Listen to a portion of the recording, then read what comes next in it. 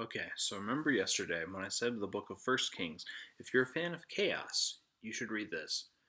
That is doubly true for this book. Second Kings. It's complete chaos. It's madness. I don't know how else to describe it. It is a book that begins right away with our good friend Elijah denouncing one of the kings after the great battle last time. Oh boy! Now, interesting. I said with Second Samuel that it's kind of a perspective into David. Who is David? Who is David? Elijah's another one of those figures. It's interesting. Again, Elijah's kind of taught, oh, he's a great prophet. Oh, he's a great man of faith. And obviously he's revered in Jesus' time, right? And um, he's up on the mountain, Transfiguration. But it's interesting because reading Second Kings especially, I mean, it's true in First Kings too, reading Second Kings especially, he wasn't perfect. um, Elijah had his moments. I mean, he's certainly a radical, or not a radical, a zealot for sure. He is a well, he's not afraid to speak his mind. That is very clear from this book.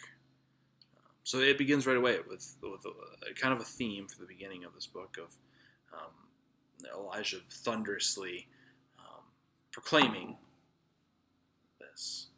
Um, and then he kind of steps out of the picture. Like I said, so Elijah is. I don't want to give any secrets here, but Elijah, like I said, between the second half of First Kings and the beginning of Second Kings, you kind of get the full picture now. I don't think you can have the full picture of Elijah without either, because it's interesting how that story wraps up based on some of the things that he's done. Also killed some people.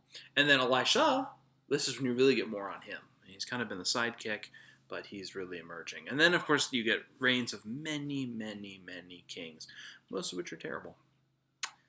Hezekiah is maybe one of the few that stands out in the positive. And so, where do these books end? Right? What is the dramatic ending of these books? Well, it kind of is left in the abyss. Um, Jude, well, let's just say it's not a happy ending for the two kingdoms, especially it ends with the kingdom of Judah. I don't want to give too much away, but um, there's a reason that Israel is occupied by Rome in Jesus' time. We'll put it that way. I want to get more into this theme of exile and destruction with the prophets later, but for now, I will just say that it ends with the end of Judah. So, this is kind of wrapping up this section of books. This will give you an idea of, like I said, Elijah, the end of Israel and Judah, and the chaos of the kings there.